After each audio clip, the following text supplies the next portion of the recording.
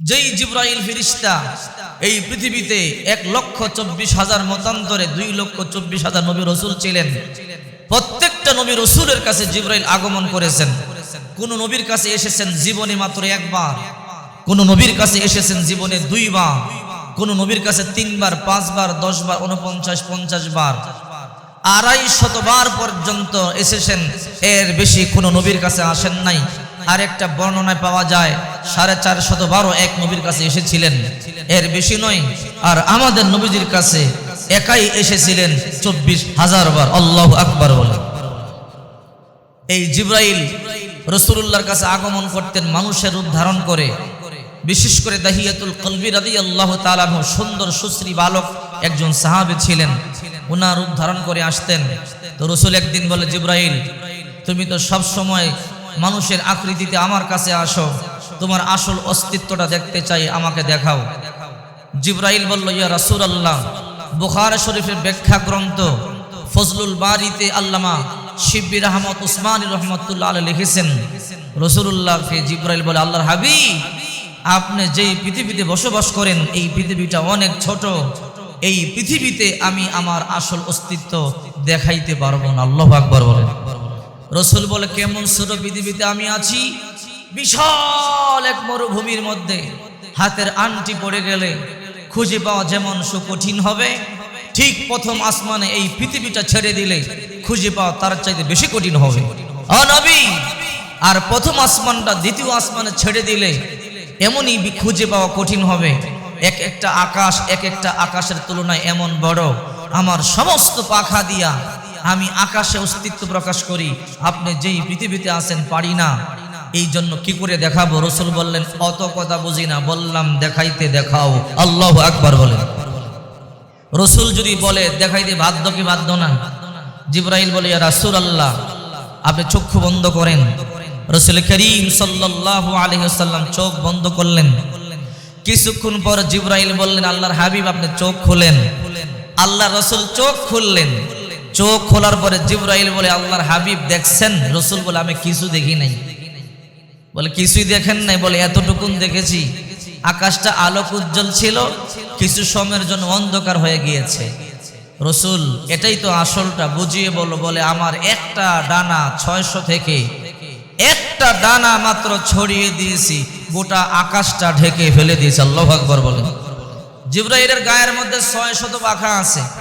কিতাবের মধ্যে আছে ওয়ালাহু সিত্তুমিয়াতা জানাহা, জিবরাইলের গায়ে 600 পাখা আছে। এর মধ্যে একটা পাখা ছড়িয়ে দিয়েছে, গোটা আকাশ ঢেকে ফেলে দিয়েছে। যার দেহের মধ্যে এমন 600 পাখা আছে, ওই দেহটা কেমন বড়, ঠিক কিনা জোরে বলুন। এই জিবরাইল আপনাকে জান্নাতের গেটে দাঁড়ায় বলবে, স্যার আসসালামু আলাইকুম ওয়া রাহমাতুল্লাহ, সুবহানাল্লাহ বলেন। একদিন জিবরাইল বলে, আল্লাহ আমি জান্নাত দেখব। একটা কিতাব আছে, কিতাবের নাম আল ইবকা। এই কিতাবের মধ্যে এসেছে, জিবরাইল বলে, আল্লাহ আমি জান্নাত দেখব। আল্লাহ বলল, জিবরাইল তুমি তো জান্নাত দেখতে পারবে না। বলে, আল্লাহ কেন? বলে, জান্নাত অনেক বড়। আচ্ছা আপনারা বলেন, জান্নাত যদি অনেক বড় হয় তো জিবরাইল কি ছোট নি? যার দেহের মধ্যে 600 পাখা আছে, একটা পাখাই গোটা দুনিয়াতে ছড়াতে পারে না। যার দেহের মধ্যে এমন 600 পাখা আছে, ওই বডি কত বড়, ঠিক কিনা জোরে বলে। আল্লাহ পাক বলে, জিবরাইল তুমি জান্নাত দেখতে পারবে না, জান্নাত অনেক বড়। তো জিবরাইল বলল, আল্লাহ আমি যদি জান্নাত দেখতে না পারি, আপনার আদম সন্তান ছোট ছোট ওরা কি করে দেখবে? আল্লাহ বলল, আদম সন্তান দেখতে পারবে, আদম সন্তানকে সেই ক্ষমতা আমি দিয়েছি। তো জিবরাইল বলল, আল্লাহ আপনি আমাকে অনুমতি দেন, আমি একটু চেষ্টা করি। আল্লাহ বললেন, তুমি পারবে না জিবরাইল, আল্লাহ আপনি অনুমতি দেন। এবার জিবরাইল বলল, আল্লাহ অনুমতি দেন। আল্লাহ বলল, যাও দেখো কোন জান্নাত দেখবা। বড় জান্নাত জান্নাতুল ফেরদাউস, ছোট জান্নাত জান্নাতুন নাঈম। জিবরাইল বলে, আল্লাহ আমি ছোট জান্নাতটাই দেখতে চাই। তো দেখো পাখা কয়টা জিবরাইলের? 600 পাখা দিয়ে ছোট জান্নাত জান্নাতুন নাঈমের মধ্যে একটা উড়াল দিয়েছে। এক উড়ালে 70 বছর। আর এক হাদিসের মধ্যে আছে, সহিহ হাদিস, 70,000 বছর পর্যন্ত বিরতিহীন ভাবে 600 পাখা দিয়ে শুধু উড়তেই থাকলেন। আল্লাহু আকবার বলেন। 600 পাখা দিয়ে উড়ে বসে পড়ছে 70,000 বছর পরে। প্রতিটা ডানার গোড়া দিয়া গাম বের হয়ে গেছে। আল্লাহ বলে জিব্রাইল বসলে কেন, তুমি না জান্নাত দেখবা? বলে আল্লাহ দয়া করে মাফ করেন আর বলেন আপনার ছোট জান্নাত জান্নাতুন নাঈমে ৭০,০০০ বছরে উড়ে উড়ে কতটুকুন আসলাম আর সামনে কতটুকুন বাকি আছে। আল্লাহ বলো জিব্রাইল আমি তো তোকে আগেই বলেছি তুই জান্নাত দেখতে পারবি না, কেন চেষ্টা করলি? বলে আল্লাহ আপনার নবী ইব্রাহিম জানে আপনি মুর্দাকে জিন্দা করতে পারবেন, তারপরও দেখতে চাইছে ঈমান বাড়ার জন্য, চোখে দেখলে ঈমান বেশি বাড়ে। ইব্রাহিম নবীর মতো আমি বিশ্বাস করেছি আগেই, কিন্তু দেখতে চেষ্টা করলাম এই জন্যে যেন ঈমানটা আরো বাড়ে। আল্লাহু আকবার বলে। কোরআনের ২ নম্বর সূরা ৩ নম্বর পারা ৩ নম্বর পৃষ্ঠা ১ম নম্বর লাইনে আছে ইব্রাহিম পয়গম্বর আল্লাহ তাআলাকে ডাকিয়া বলে ওয়াইদ ক্বালা ইব্রাহিম রব্বি আরিনি কাইফা তুহিল মাউতা, আয় আমার রব আপনি মুর্দার কেমনে জিন্দা করবেন? রব্বি আরিনি কাইফা তুহিল মাউতা, আমারে দেখান। আল্লাহ তাআলা বলে ক্বালা ওয়ালাম তুমিন, ইব্রাহিম তুমি কি বিশ্বাস করো না? এবার ইব্রাহিম পয়গম্বর বলে ক্বালা বালাহা, আল্লাহ বিশ্বাস করি, বিশ্বাস করলে আবার দেখতে চাও কেন? ইব্রাহিম পয়গম্বর বলে ওয়ালাকিন লিয়াতমাইন্না কলবি, দেখলে অন্তরে প্রশান্তি বৃদ্ধি পাবে, ঈমান বাড়বে, এই জন্য দেখতে চাই। আল্লাহ বললেন ইব্রাহিম ক্বালা ফাখুজ আরবাতাম মিনাত তায়র, ৪টা পাখি ধরো, ৪টা পাখি ধরিয়ে এমন ভাবে লালন পালন করবা, পোষ মানাইবা যেন ডাকলেই তোমার কাছে চলে আস। কোরআনের ৩ নম্বর পারা ৩ নম্বর পৃষ্ঠার ১ম নম্বর লাইনে আল্লাহ তাআলা বলেন ইব্রাহিম তুমি ৪টা পাখি ধরো, ফাখুজ আরবাতাম মিনাত তায়র। ইব্রাহিম নবী ৪টা পাখি ধরলেন, একটা কাক, একটা কবুতর, একটা ময়ূর, একটা মোরগ। এই ৪টা পাখি ধরিয়ে এমন ভাবে পালতেছে, এখন ডাক দিলে দৌড়ে চলে আস। ইব্রাহিম পয়গম্বর বলে আল্লাহ এমন ভাবে পাললাম, ডাক দিলেই তো চলে আস। আল্লাহ বলো ইব্রাহিম তাহলে এবার জবাই দিয়া দাও, জবাই করিয়া ৪টা পাখির গোশত একত্রিত করো, একত্রিত করিয়া একেবারে কিমা বানাইয়া ফেলো, ভর্তা বানাইয়া ফেলো। ইব্রাহিম পয়গম্বর ৪টা পাখি ধরিয়া এমন সুন্দর করিয়া ভুনা করলেন, এমন সুন্দর করিয়া গোশতগুলোকে একত্রিত করলেন, কিমা বানাইলেন।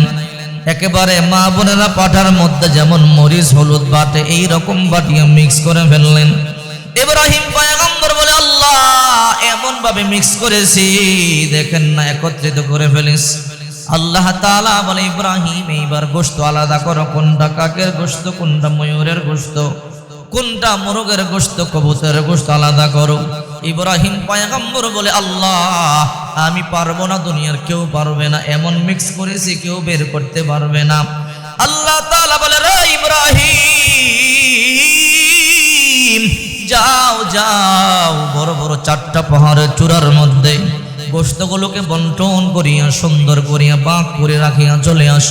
ইব্রাহিম পয়গম্বর চলে গেলেন বড় বড় ৪টা পাহাড়ের চূড়ার মধ্যে, গোশতগুলোকে সুন্দর করিয়া ভাগ করিয়া বন্টন করিয়া চলে আসলেন। এবার আল্লাহ তাআলা বলে ইব্রাহিম নাম ধরিয়া ডাকো, তুমি নাম ধরিয়া ডাকতে দেরি হবে, আমি আল্লাহ তোমার কাছে আগের মতো পাখি বানাইয়া পাঠাইতে দেরি করব না। ইব্রাহিম পয়গম্বর কাক, মোরগ, কবুতর, ময়ূর বলে বলে ডাক দিতে দেরি, আল্লাহ পাক রব্বুল আলামিন আবার আগের মতো বানাইয়া ইব্রাহিম নবীর কাছে ফিরাইয়া দিতে দেরি করে নাই। আল্লাহু আকবার।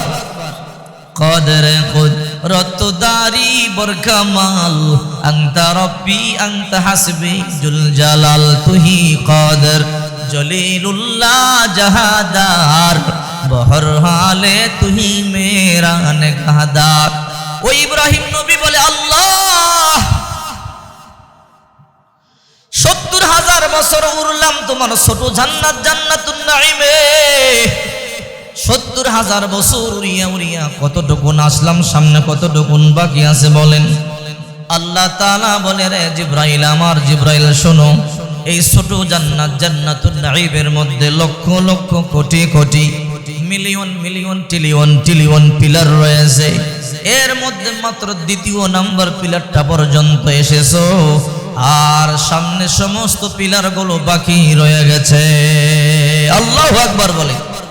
চিন্তা করে দেখেন, এই জিবরাইল আপনি যখন জান্নাতে যাবেন, জান্নাতের গেটে দাঁড়াইয়া আপনাকে সালাম দিবে, স্যার আসসালামু আলাইকুম ওয়া রাহমাতুল্লাহ, সুবহানাল্লাহ বলেন।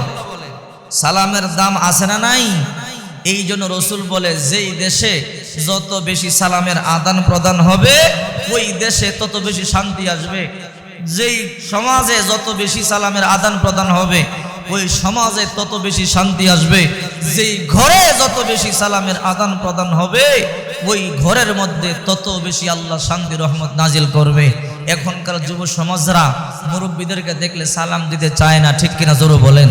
আসলে যে ব্যক্তি সালাম দেয় সে হলো সবচেয়ে বড় বুদ্ধিমান, কারণ সালাম যে দেয় তাকে আল্লাহ 90 নেকি দেয়, আর যাকে দেয় অর্থাৎ যিনি জবাব দেয় ওকে আল্লাহ 10 নেকি দেয়, ঠিক কিনা জোরে বলেন? কেউ যদি বলে আমি 100 টাকা দেব, একজনকে 90 টাকা দেব আর একজনকে 10 টাকা দেব, স্বাভাবিকভাবেই সবাই বলবে আমি 90 টাকা নিতে চাই, 10 টাকা নিতে কেউ চাবে না, ঠিক কিনা জোরে বলেন? তো সালামের বেলা এমন কৃপণতা কেন? এটার লাভ সরাসরি দেখে না তো, গোপনে। এই জন্যে আমরা তো আসলে নগদে বিশ্বাসী, ঠিক কিনা জোরে বলেন?